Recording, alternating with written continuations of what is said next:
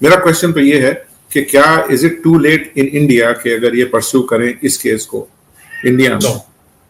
No sir, no sir, अभी late नहीं है, अभी है हमारे पास वक्त। अभी टाइम पे प्रोसिक्यूट किया जा सकता है, जितनी जल्दी प्रोसीडिंग चालू होगी उतना जल्दी काम होगा। और डिले किया गया तो एक तरफा फैसला आ सकता है अपना सारे decision, because proper. Second question, मेरा सेकंड क्वेश्चन ये था, ये माइनर बच्चों की जो वीडियोस इस तरीके से पब्लिक में आ रही हैं और जिस तरीके से, इसके ऊपर कोई गैग ऑर्डर नहीं लगाया जा सकता कि बच्चों को एटलीस्ट जो माइनर बच्चे हैं इनको वीडियोस और इस तरीके से ना दिखाया जाए, क्योंकि वो बच्चों की कोई जी, मगर ये मतलब मेरे हिसाब से संगीन वो है ना कि आप किसी के बच्चों को दूसरी कंट्री में ले जाएं और उसके बाद में उनको किसके कस्टडी में छोड़ा हुआ है, उनकी फिजिकल कंडीशन क्या है, उनका कोई इवैल्यूएशन नहीं है, और उसके अलावा उनको मीडिया के सामने परसिस्टेंटली रखा जा रहा है।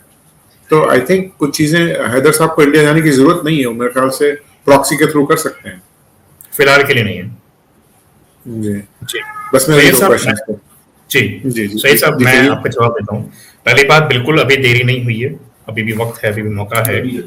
ठीक है, जब तक उन्हें रेफ्यूजी के लिए अगर कह भी दिया जाएगा तो कोई थोड़ी ना उनके वकील साहब आके मीडिया पे बताएंगे कि सीमा रेफ्यूजी बन गई, सीमा रेफ्यूजी बन गई। वो ऐसा नहीं करेंगे, ये सब बैक स्टेज के काम होते हैं। और मैं भी सबसे यही रिक्वेस्ट करूंगा कि बैक स्टेज काम किए जाए, ऑनलाइन पे आके ज्यादा बुरा ना जाए। ठीक है, इसलिए मैं भी यहाँ पे आके केस के बारे में ज्यादा नहीं कह रहा हूँ, आप भी समझेंगे मेरी बात। और दूसरा सवाल आपका था कि आखिर बच्चों के लिए हम क्या कर सकते हैं। सर, करने को हम कर सकते हैं। अगर आप लोग कहेंगे PIL फाइल करनी है, मैं कर दूंगा, मुझे कोई प्रॉब्लम नहीं है। आप कहेंगे सोशल मीडिया पे मास रिपोर्टिंग करवानी है, मैं वो भी करवा दूंगा। ठीक है, तो कर सकते हैं, ऐसा कोई प्रॉब्लम नहीं है। बट जब तक एक प्रॉपर लेवल पे कोर्ट में प्रोसिक्यूशन स्टार्ट नहीं होगा, हम किसी चीज की प्रेयर करें तो करें किसको, और करें तो करें किसके बिहाफ पे। आप समझ रहे हैं मेरी बात? बिल्कुल एग्जैक्टली। मैं एक्चुअली ये मेरे साथ हो चुका है श्रीलंका में कि मेरा अपना केस था वहां पे, कितने दिनों के बाद में तो हमको ये पता चला कि जिस दिशा में हम जा रहे हैं वो उनकी जुरिसडिक्शन ही नहीं है जी। तो उन्होंने साफ बोला कि ये तो हमारा मामला ही नहीं है, इसमें आपको कहीं और जाना चाहिए। तो यहाँ पे इनके पास में पाथवे आइडेंटिफाइड है या नहीं है, यानी इन द सेंस ये करे तो क्या करे, मतलब कौन से कोर्ट में जाए, किस किस्म का चैलेंज करें? सही साहब, एक मिनट बोलना चाहूंगा। देखिए, अब बात आपकी सही है। इसके लिए मैं फिर से ये कहूंगा कि एक लॉयर से कंसल्ट करना बेटर है। जरूरी नहीं मेरे से करें, आपके पाकिस्तान के अंदर इतने अच्छे लॉयर हैं, फियाज साहब हैं, अली साहब हैं, इतने बड़े बड़े लॉयर बैठे हैं। ठीक है, हमारे भारत के अंदर जैसा मर्चेंट साहब बोलते हैं 1 करोड़ है, 1 करोड़ से ज्यादा है। सही बताऊं तो किसी से भी संपर्क कर लें, ऐसी कोई बात नहीं है। तो प्रॉपर एक तो लॉयर के गाइडेंस पे काम हो, पहली चीज। और दूसरी चीज, जिस तरह का केओस सोशल मीडिया पे बना दिया है लोगों ने कि हैदर भाई ये करें, हैदर भाई वो करें, ऐसा करें, वैसा करें, इंसान का माइंड डिस्टर्ब हो जाता है। आज आप देखें सर, आज आप अगर 4-5 कमेंट्स किसी के खिलाफ आ जाएंगे, मेरे खिलाफ आ जाएंगे, फयाज साहब के खिलाफ आ जाएंगे, तो हमें एक अंदर से लगता है कि 4-5 कमेंट्स हमारे खिलाफ आ गए, हमने कुछ गलत तो नहीं बोल दिया, कहीं हमने किसी का दिल तो नहीं दुखा दिया, या हमें एक बुरा फील होता है क्योंकि हम भी इंसान हैं। समझ रहे हैं आप? तो इसीलिए सर उनको थोड़ा वक्त दिया जाए, इन सब सोशल मीडिया के केओस से हटके उनको थोड़ा वक्त दिया जाए ताकि वो इस बारे में सोच सके। और लोग अनफॉर्चुनेटली ये बात समझते नहीं। हम तुम्हारा मैसेज दे सकते हैं और क्या कर सकते हैं सर? मेरा ओपिनियन ये है कि देखिए, मैंने तो ज्यादा मेरा इसमें एक्सपीरियंस नहीं है, मगर मैंने इनको जो देखा है वो ये देखा है कि जैसे वो जिसको क्लासिक अमेरिकन सेइंग है, डियर इन हेडलाइट्स, इनकी कंडीशन ऐसी है कि इस वक्त ये जो है मतलब यानी इनको I think lack of trust है, पता नहीं क्या है, जो लोग इनकी हेल्प करना चाहते हैं। मगर I think time is running away. Like इनके पास में मैं जो देख रहा हूँ, मतलब जिस तरीके से ये डिले होता जा रहा है, it's not been in his favour.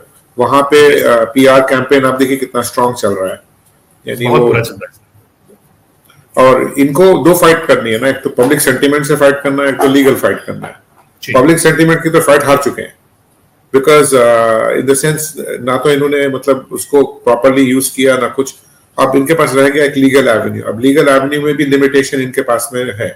Limitation इनके पास में ये है कि ये वाइफ को तो वापस बुला नहीं सकते, बच्चों की कस्टडी के लिए ही फाइट है अब जी। और जो यहाँ से वो पैसे वगैरह लेके भागी हैं इनके, जो घर वर बेच के, I think that's also gone now. I don't think उसके ऊपर कुछ एक्शन इंडियन गवर्नमेंट लेगी। पाकिस्तान भले कर दे, देखिए तो मतलब फ्यूटाइल है जी। अब एक रिकवरी केस बन सकता है, वो एक अलग बात है, लेकिन उसके लिए इतना ज्यादा मतलब कंफ्यूज हो जाएगा केस, इतना ज्यादा ओवर कॉम्प्लिकेट हो जाएगा कि कोर्ट्स के लिए डिसाइड कर पाना बहुत मुश्किल होगा। आशा करता हूँ मेरी बात समझ रहे हैं। जी जी, मैं समझ गया। मैं ये नहीं चाहता कि मतलब आप अपनी स्ट्रैटेजी रिवील करें या कुछ, मगर एक जनरल जी, हाई लेवल वकील साहब। लोग सुनने वालों के लिए, जी, आ, जी, यानी एपी सिंह साहब का कंडक्ट निर्भया के केस में हमने देख लिया था कि जी, ही इज यानी उनके पास स्ट्रोक्स हैं, तो इस जी, केस को भी स्ट्रोक्स हैं। वो ट्रिपल डी जी, करेंगे, डर्टी, डिफिकल्ट एंड डेंजरस। तो एपी सिंह ये, साहब की एक चीज है, वो मीडिया पे बोलना बहुत अच्छे जानते हैं, हालांकि मैं इतना अच्छा नहीं हाँ जानता हूँ, बिकॉज हम टेक्निकल बात जी, ज्यादा करते हैं। बट वो सिंह साहब राइट। जो है वो मीडिया में काफी अच्छा बोलना जानते हैं, और काफी अच्छी चीज है ये, इसमें कोई वो बात नहीं है।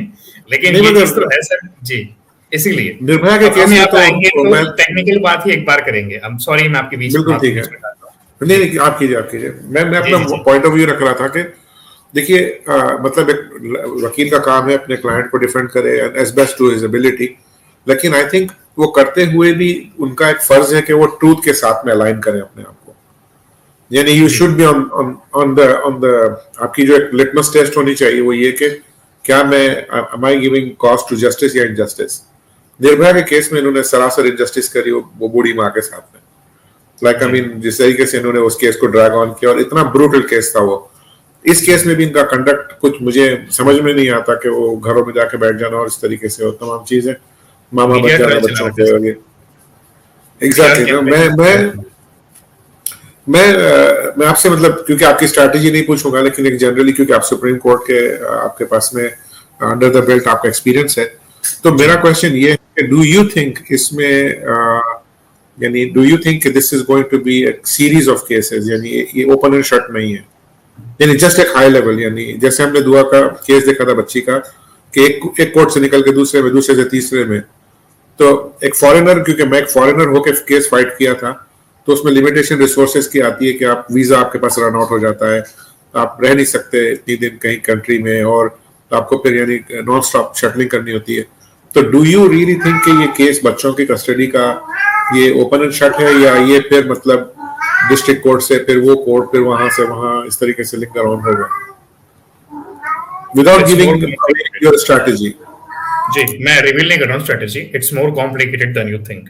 बिकॉज एक केस के ऊपर आप ये ना समझें कि हमने अगर मान लीजिए नेगोशिएशन के लिए फाइल किया, हमने मान लीजिए कस्टडी के लिए फाइल किया, तो ये ना जी, समझें कि इसके लिए उनके लिए कोई स्ट्रेटेजी नहीं है, वो भी हम पे back to back case file कर सकते हैं, ठीक है। और एग्जैक्टली। उन केस को लड़ने के लिए हमें भी हो सकता है कि कुछ स्पेसिफिक केसेस जिसमें मॉलेस्टेशन इंक्लूड है, मैं ऐसे वर्ड्स यूज नहीं करूंगा, फयाज साहब माफी चाहूंगा, लेकिन ऐसे वर्ड्स इंक्लूड हैं, ठीक है। एम वर्ड में बोलूंगा, एम वर्ड है, और काफी सारे ऐसे चीजें हैं जो कि हम भी उनके लिए फाइल कर सकते हैं, तो इट्स मोर कॉम्प्लिकेटेड। बट अगर हम एक तरफा देखा जाए, जिस तरह से फयाज साहब बोलते हैं ओपन एंड शट केस है, वो बात बिल्कुल ठीक है एक लेवल पे, लेकिन सर आप एक देखें, कोर्ट इस तरह से वर्क नहीं करता, या एक रियल कोर्ट तो इस तरह से वर्क करता है, इंसान इस तरह से वर्क नहीं करता कि वो पर्टिकुलरली इस पे जाए। अगर मेरे खिलाफ कोई चीज यूज होगी तो मेरे पास दूसरा केस फाइल करते मैं सोचूंगा नहीं, राइट। तो इट इज मोर कॉम्प्लिकेटेड। तो एक बात तो कहूंगा कि क्लियरली वन शॉट में हम सब कर पाए, कोशिश तो यही है सर, कोशिश तो हमारी यही है, but I don't think so ये हो पाएगा, मेरा ओपिनियन इसमें ये है क्रिस्टल क्लियर। एक और क्वेश्चन की इजाजत अगर दें तो मैं पूछ लूं, जो मतलब जस्ट इन माय माइंड, इन्होंने जो जरूर सर। एपिन सिंह साहब ने जो ये किया था, जो पाकिस्तान के खिलाफ नारे लगवाए थे, तो वो मुझे स्ट्रेटेजिक लगा, इसलिए कि वो फिर उनको ना I think India written Pakistan का का डोर बंद कर दिया। हाँ, नहीं, उन्होंने कुछ पाकिस्तान के खिलाफ नारे लगवाए थे कि इनसे सीमा से, तो यानी उसका कोई इंडिया को कोई बेनिफिट था नहीं, और ऐसे एज ए इंडियन हम लोग ये नहीं चाहते कि कोई अपने मुल्कों को आके गालियां निकाले, लेकिन मुझे ये लगता है कोई स्ट्रेटेजिक मूव था कि अब वो ये क्लेम करेंगे कि इसको वहां अगर भेजा तो फिर उसको वहां पे she will not get fair trial because of whatever reasons, ताकि one more attempt to stop her in India, मुझे ऐसा लगता है। एब्सोल्युटली जी, बिल्कुल ये एक स्ट्रेटेजी है, बिल्कुल। हाँ, बहुत तरह तो की इसका स्ट्रेटेजी चली गई है। यानी इसका मतलब ये, अब मेरा लास्ट क्वेश्चन है ये, क्योंकि आई थिंक और लोग भी आना चाहते हैं। मेरा लास्ट जरूर क्वेश्चन ये है, लोकेंद्र साहब आपने देखा है केस, फयाज भाई पहले दिन से इस पे बात कर रहे हैं जब कोई भी नहीं कर रहा था, तो वो जी, बेचारे फर्स्ट दिन से लगे हुए थे, मतलब सीमा हैदर की अपडेट्स एंड ऑल दैट। मेरा क्वेश्चन ये है कि एपी सिंह साहब का कंडक्ट देख के डू यू थिंक कि ये केस को इन्होंने आर्किटेक्ट किया है, या ये बीच में आए हैं कहीं? The way he is handling it, मुझे ऐसा लगता है कि ये डे वन से इनकी स्ट्रैटेजी चल रही है। आई डोंट, मैं स्पेकुलेशन हूं अभी एट द मोमेंट, हमारे पास प्रूफ किसी चीज का नहीं है, मगर जिस जिस लेवल की कैलिब्रेशन इसमें नजर आ रही है, बच्चों को साथ लेके जाना और उसके बाद में उसके उसके ऊपर बेल ले लेना, फिर ये मीडिया का जो चल रहा है, और उसके बाद में वो जो आपने देखा होगा वो जो क्रिंज वर्दी मोदी साहब को जो केक खिलाने की बर्थडे के जो वीडियो थी, मैं समझता हूँ, मैं इंडियन हूँ, मैं मोदी साहब सामने खड़े रहेंगे तो मैं केक नहीं काटूंगा, like with all due respect ना, वो पसंद करेंगे कि मैं केक काट कर उनको खिलाऊं। जी यानी एक मुल्क का प्राइम मिनिस्टर जो है उसकी एक स्टैट्यूट होती है, उसकी एक अपनी एक इंटेग्रिटी है। आप ऐसे मतलब उनको उनकी बर्थडे पे केक काट दें, उनको रक्षाबंधन में चले जाएं उनके पास में, तो हमारे पास इतनी आवाम है। तो ये जो चलाया हुआ इन्होंने कैंपेन ये ऑर्केस्ट्रेटेड है, मुझे जहां तक लगता है। आपका क्या व्यू है? जी बिल्कुल सर, बिल्कुल ये बात बिल्कुल सही है। क्योंकि देखिए स्टार्टिंग से जो बंदा इंक्लूड होता है ना, एक अगर मैं स्टार्टिंग से अगर इंक्लूड होता इस केस के अंदर पर्टिकुलर, में पहले ही आके बोल देता तो मुझ पर भी एलिगेशंस लगते, मुझ पर भी मीडिया ट्रायल चलता, बहुत सारी चीजें होती। तो डेफिनेटली हम ये कह सकते हैं कि हाँ, पहले से सब शामिल थे। एक क्लियर वे में अगर मैं आपको जवाब दूं, बिकॉज मैं घुमाऊंगा नहीं आपकी बातें। जी जी। अब सैयद साहब, एक फैज भाई, पूछना चाहूंगा आपसे, इफ यू डोंट माइंड। पूछिए सर, पूछिए।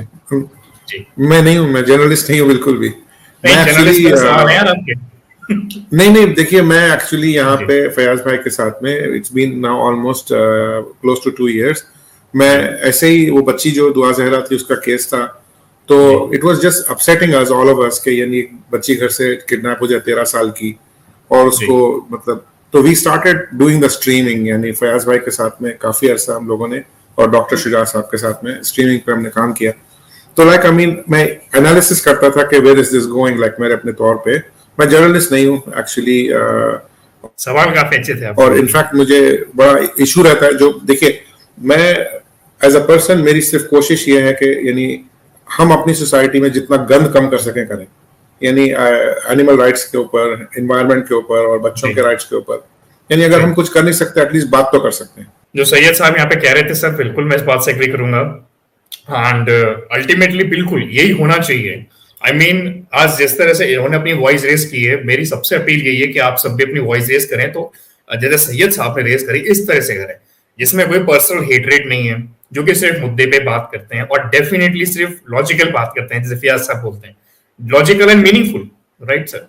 एक कमेंट है सर, मैं जवाब देना चाहूंगा। किसी ने पूछा है कि इसमें क्या पॉलिटिकल सपोर्ट है।